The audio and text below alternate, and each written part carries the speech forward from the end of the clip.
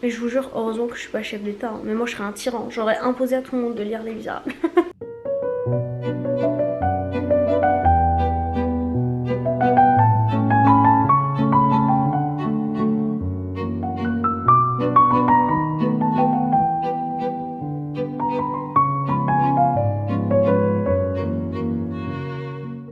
Good morning. Guys, j'espère que vous allez bien. J'espère que vous avez bien dormi. Moi j'ai super bien dormi, mais j'ai fait un cauchemar. Et ce cauchemar, c'est le pire cauchemar de ma vie. Parce que le pire cauchemar de ma vie, c'est me lever tard. Hier, j'ai mis mon réveil à 7h, parce que d'habitude, je me réveille entre 8h et 8h30. J'ai mis mon réveil à 7h parce que j'avais envie de me lever tôt pour lire Les Misérables. Sauf que petit détail, hier, je me suis couchée à 3h30. Mon réveil, il a sonné ce matin. Je l'ai repoussé un peu. Et je me suis réveillée à 10h30. Vraiment, quand je vous dis que mon pire cauchemar dans la vie, c'est vraiment me lever tard. Dès que je me lève tard et que je vois qu'il est tard, ma journée elle est gâchée. J'ai l'impression que j'ai rien fait, que ma journée elle est finie, qu'elle est ratée, qu'elle va être mauvaise. Et en plus, quand je me suis réveillée, je me suis dit c'est foutu, je vais même pas pouvoir lire le livre, etc. et tout. Mais après, quand je faisais la balade de Coupy, je me suis dit mais qu'est-ce qui m'empêche de lire le livre en vrai? Alors pour les personnes qui comprennent rien à ce que je suis en train de raconter, si vous l'avez manqué, en fait, je me suis lancée à un challenge, c'est de me lever tôt les matins pour me refaire une relecture des Misérables. C'est pas grave, ok, mon corps avait besoin de récupérer et rien ne m'empêche de lire Les Misérables. Du coup, ce que j'ai fait, c'est que j'ai fermé les volets. J'ai fermé les volets, j'ai allumé mon petit sapin et tout. Et on va faire comme si il était tôt le matin. On va faire comme si le soleil ne s'était pas encore levé et tout. Ce sera silence complet à la maison. On va se faire notre petit thé et on va tout simplement lire. Ça, c'est long. Voilà, regardez, j'ai créé une ambiance comme s'il était 7h du matin finalement. Vous savez pas à quel point vraiment me lever tard, c'est mon pire cauchemar. Je sais que je me répète, mais je vous jure, je suis... Guys, d'ailleurs, je sais pas si vous l'avez remarqué, mais on filme avec la nouvelle caméra. Elle est toute petite, elle est toute mignonne. La qualité, elle est bien. Le son, il est bien. J'ai même pas besoin d'un micro externe. Alors, pour les personnes qui demanderont, c'est la Canon G7X Mark III. Pour moi, meilleure caméra de vlog. J'aurais dû acheter ça dès le départ. Bref, on se fait notre thé pour lire Les Misérables. Vous savez pas à quel point je suis heureuse. J'essaie d'oublier qu'il est 10h du matin. Parce que c'est pas grave. Des fois notre corps il a besoin de repos. J'ai acheté ce thé. Alors vraiment en termes de thé j'ai très peu de connaissances. J'imagine que pour les buveurs de thé cette marque ça doit être une abomination. Je sais pas, je suis pas sûre mais j'ai acheté ce thé. Thé vert, fleur d'hibiscus, framboise. Franchement ça va, le thé il est super bon. D'ailleurs j'espère que vous avez passé un très joyeux Noël. Voilà, pour les personnes qui fêtent. Moi je fête pas, mais j'adore l'ambiance de Noël. Du coup, en fait je fête mais dans ma tête, tu vois. J'ai plus de petites cuillères. Bon, je vais tout lier avec ça. Moi normalement je fête pas parce que en vrai dans ma famille on l'a jamais fêté, mais j'adore Noël, j'adore l'ambiance de Noël. Du coup moi ce que je fais depuis toujours c'est que tous les 24 et 25 j'essaye de pas bosser pour passer du temps à la maison seule en train de regarder Maman j'ai raté l'avion, et le 25 je regarde Maman j'ai encore raté l'avion. Je passe vraiment un moment genre dans le calme, c'est paisible. Genre vraiment personne ne me dérange le 24 et le 25 tu vois.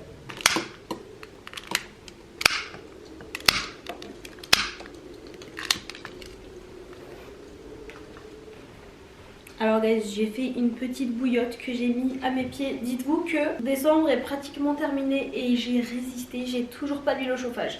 Je trouve que quand on a une bouillotte, c'est plus facile de résister au froid. Je suis quelqu'un, que ce soit été, hiver, printemps, automne, je m'en fous, j'ai toujours une bouillotte avec moi. Et en plus j'aime bien qu'il fasse un peu froid à la maison parce que je trouve que il y a vraiment une vibe cosy, tu vois. Mais pitié, je vous jure que je pense qu'au monde il n'y a rien qui me rend plus heureuse que ça. Genre tu vois, ma boisson, mon livre préféré au monde, et lire ça avec vous en plus, mais quel cadeau du ciel finalement.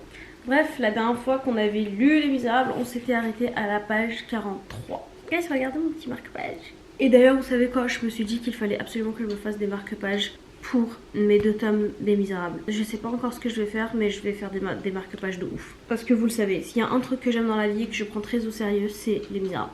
Ok les enfants, la dernière fois on s'était arrêté au moment où Monsieur Myriel Bienvenu, donc l'évêque de Digne, il avait accompagné un homme qui était condamné à mort, et après il se soit fait guillotiner et il était très secoué. Et maintenant passons au chapitre 5. Ça recommence, en fait la pauvreté volontaire dans laquelle vivait Monsieur l'évêque de Digne. Pour vous cette phrase, voilà, moi j'ai déjà envie de pleurer.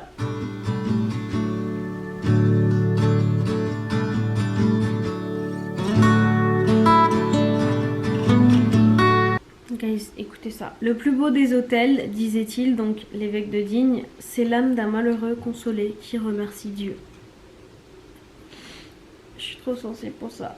Attendez seulement, parce que quand il y aura le moment où Jean Valjean arrive dans l'histoire, à partir de ce moment-là, faut plus me parler.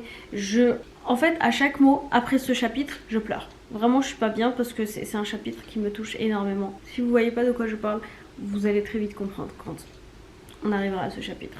Guys, là il y a un truc qu'il faut retenir quand on lit la page 50, c'est que, en fait, pour tout vous dire, l'évêque il n'a rien. Tu vois, tout ce qu'il a, il va le donner aux pauvres, etc. et tout, mais il y a un truc qu'il a, c'est 6 couverts d'argent et une cuillère à soupe en argent. 2 gros flambeaux d'argent massifs, c'est des choses qu'il tenait de sa grande-tante décédée, et c'est les seules choses, entre guillemets, de luxe qu'il se permet. Tu vois, rien d'autre. Vraiment, tout le reste, il prend, il donne aux pauvres. Voilà, détail très important pour la suite. Apparemment, l'endroit où il loge actuellement, avant qu'il n'y habite, sur la porte, il y avait plein de verrous, il y avait plein de serrures. Et quand il est arrivé, il a fait tout retirer. Il a laissé juste un petit loquet. Et donc, chaque personne qui viendrait n'aurait plus qu'à juste pousser la porte, tu vois. La porte du médecin ne doit jamais être fermée. La porte du prêtre doit toujours être ouverte. Oh, il a mis une autre note aussi où il a écrit: est-ce que je ne suis pas médecin comme eux? Moi aussi j'ai mes malades. D'abord j'ai les leurs qu'ils appellent les malades, et puis j'ai les miens que j'appelle les malheureux. Franchement, si vous n'êtes pas quelqu'un de sensible à ce genre de truc, vous allez vous dire mais qu'est-ce qu'il y a là? Les gars, on parle des Misérables, d'accord? Les Misérables, depuis que j'ai créé ma chaîne YouTube, j'en parle. Ok. Et en fait, il n'y a pas que des trucs tristes en fait dans ce livre qui me font chialer. C'est le livre en lui-même qui me fait pleurer par sa beauté. Tu vois, par la beauté des mots, par la beauté des gestes, des actes que certains personnages vont faire et tout. Pourtant, j'aurais même pas, tu vois, soupçonné que je puisse être aussi sensible à ce genre de choses. Bien que ce soit des choses que j'adore, tu vois, la gentillesse. Mais en fait, il y a tellement des fois de gentillesse qui se passe dans ce livre que ça me fait pleurer.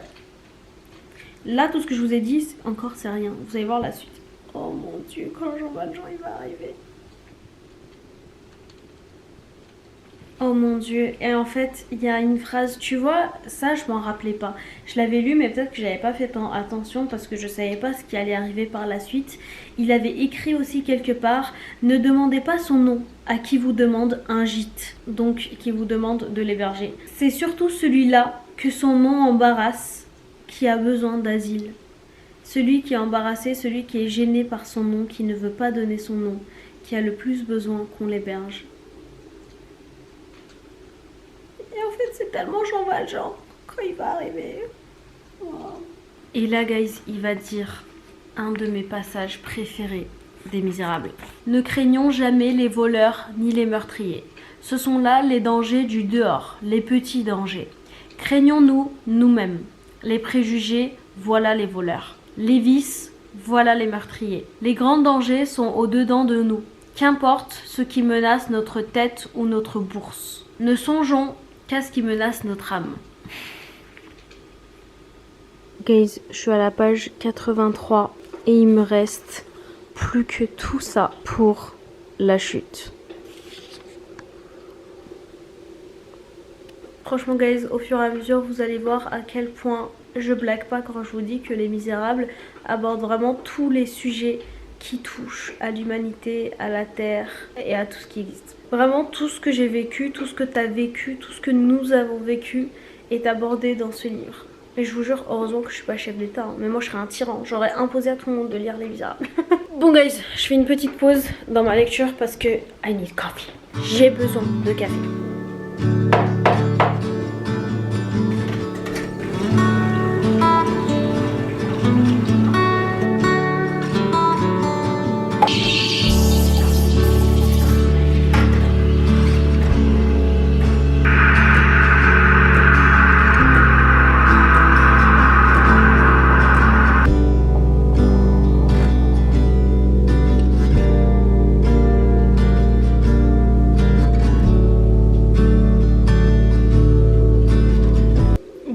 J'ai tout refermé parce que dans ma tête, on est 7 h du matin.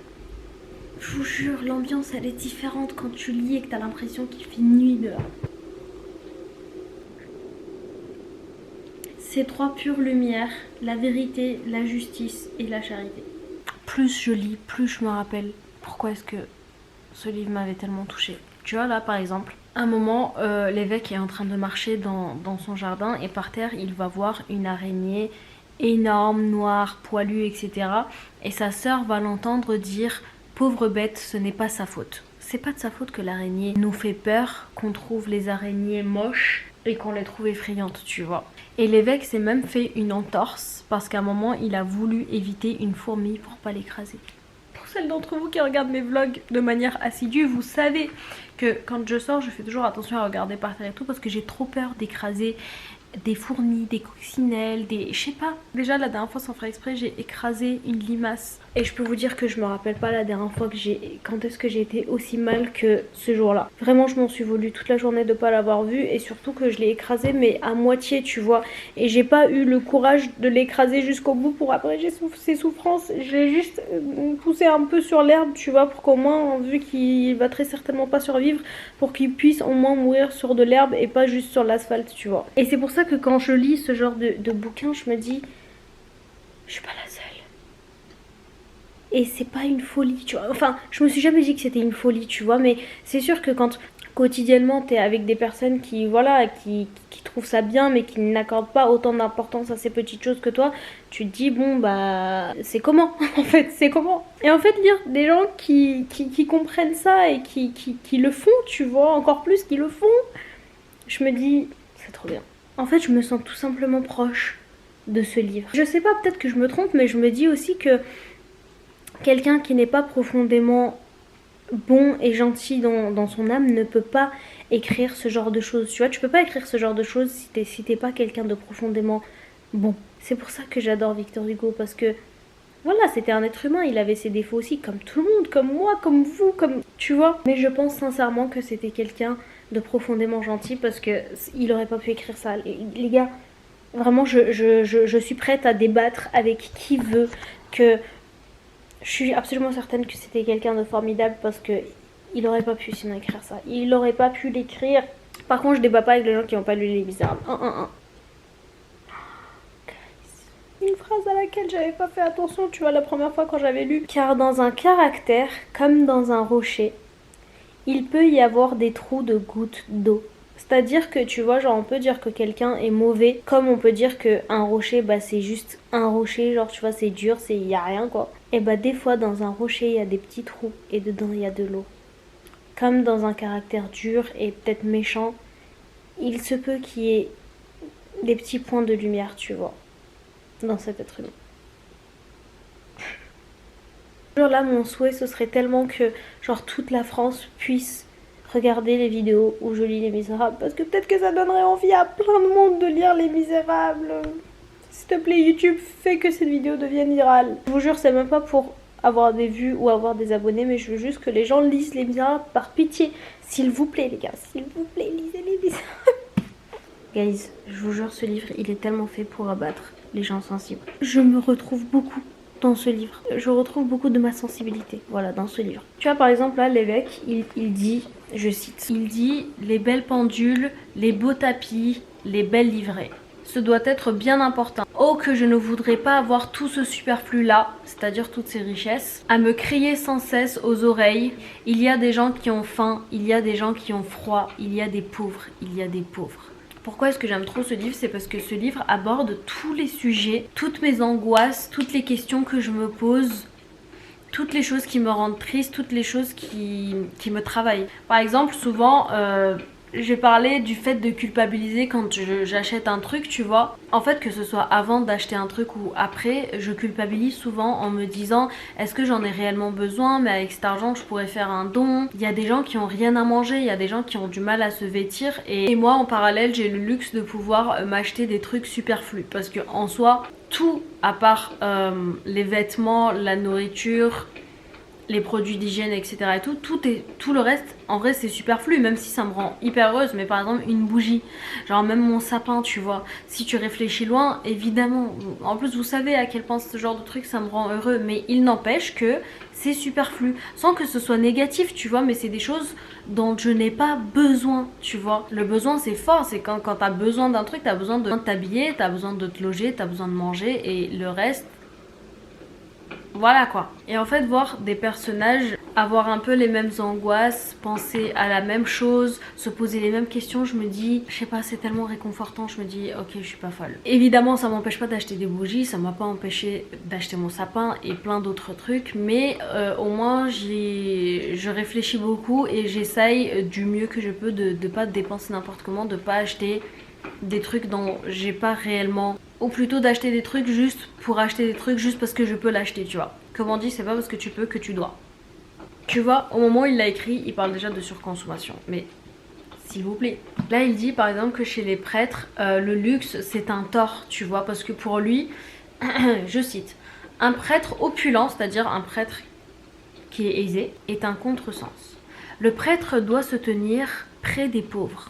Or on ne peut toucher sans cesse, et nuit et jour, et toutes les détresses, à toutes les infortunes, à toutes les indigences, sans avoir soi-même sur soi un peu de cette misère. Parce que tu vois, il dit qu'en tant que prêtre, vu que c'est un peu ta mission de te tenir près des misérables, bah en fait tu peux pas réellement, selon Victor Hugo, compatir, tu vois, à la misère des gens si toi-même tu n'as pas vécu un peu de cette misère. C'est-à-dire que tu peux pas comprendre quelqu'un qui a froid si toi-même tu n'as pas eu froid. Si tu n'as pas vécu dans le froid, si tu n'avais rien pour te chauffer, tu peux pas comprendre quelqu'un qui a faim si toi-même tu vois, t'as pas eu faim. Pas en mode t'as faim mais tu sais que tu vas manger, non, quand t'as faim et tu sais que tu ne vas pas manger parce que tu peux pas te nourrir, t'as pas d'argent, t'as pas de nourriture. Non mais guys, regardez l'ambiance.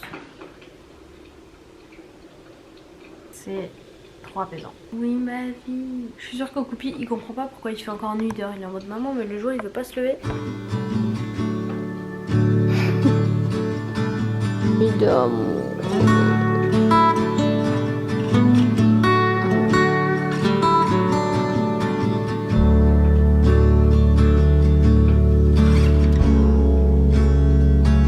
Bon, je pense qu'en vrai, je vais m'arrêter là. Guys, il est déjà 16h. Vous vous rendez compte, il est déjà 16h et j'ai toujours pas commencé à travailler. Mais c'est pas grave, j'ai fait un truc très utile et très important. C'est-à-dire que j'ai lu Les Misérables, c'est pas grave. En vrai, je préfère m'arrêter là, comme ça, je commencerai le chapitre qui parle de Jean Valjean. Peut-être demain, quand je serai bien reposée et que je me lèverai tôt pour le lire. Franchement, si vous me dites encore que vous hésitez à lire Les Misérables, je comprends pas. Je sais que c'est un si gros livre et que c'est un livre... c'est un classique et les classiques ça fait peur à beaucoup de monde. Mais je vous jure, en fait j'ai l'impression que souvent quand on hésite à lire les grands classiques, on a comme l'impression que les gens vont nous regarder lire les grands classiques. Au pire, si tu commences à le lire et que tu comprends rien ou que si t'aimes pas, personne ne le saura, ça restera entre toi et toi, mais essaye de lire. Et ça se trouve que vous allez ressentir la même chose que moi avec ce livre. Moi quand je lis ce livre, j'ai l'impression qu'on me comprend, tu vois. En fait je sais pas s'il y en a ici qui ont déjà regardé La Ligne Verte, mais vous vous rappelez, alors attention, hein, j'ai regardé ce film il y a très longtemps, mais j'avais regardé... Comment il s'appelait le personnage qui avait été condamné à mort, mais à tort? Vous savez, c'est le géant là. Et à un moment, en fait, il fait un discours. Et ce discours, en fait, j'ai dû regarder ce film, genre, je devais avoir genre 13-14 ans. Mais en fait, à un moment, il a fait un discours avant d'être emmené vers la chaise électrique. Il a fait un discours où je sais plus du tout ce que c'était son discours. Enfin, je sais plus du tout, je sais vaguement ce qu'était son discours. Il parlait du fait que dans tous les cas, c'était mieux comme ça parce que en fait, il en pouvait plus de ressentir toute la peine du monde entier, parce qu'il avait l'impression que quoi qu'il se passe de mauvais au monde, en fait qu'il ressentait tout, qu'il avait trop de peine en fait pour tout ce qui se passait et que pour lui c'était insoutenable. Vous savez quoi, je sais pas si c'est ce discours qui a fait que je suis devenue comme ça, ou peut-être que ce discours m'a parlé justement parce que j'avais déjà ça en moi, mais I can relate so much, je vous jure. J'étais mais omnibulée par ce discours. Soit, en fait je me rappelle plus, ça fait tellement de temps, soit parce que je me suis sentie comprise, soit parce que ça m'a tellement émue que je suis devenue comme ça. Je sais pas en fait. Et justement dans Les Misérables, l'évêque il est un peu comme ça aussi, tu vois. C'est quelqu'un qui est profondément empathique et il a vraiment beaucoup d'empathie, autant pour les êtres humains que pour les araignées, pour les fourmis, etc. Parce que souvent on peut se dire empathique tout court, mais bon, l'empathie qui se limite que aux êtres humains, c'est cool, c'est déjà un bon début. Mais l'empathie normalement c'est pour tous les êtres qui peuvent souffrir, tu vois. Bref, dehors il y a un gros mariage. Guys, je vous dis à très bientôt. En attendant, j'espère que vous avez passé un très bon Noël pour les personnes qui le fêtent, que vous passerez un bon nouvel an pour les personnes qui fêtent aussi. Et si vous le fêtez pas, c'est très bien aussi. Et j'espère que vous passez du bon temps sous la couette, accompagné de bougies. Voilà. Bref, on vous fait de gros bisous et on vous dit à la prochaine. Là, c'est toi qui fais le bisou. Allez, 1, 2, 3, bisous.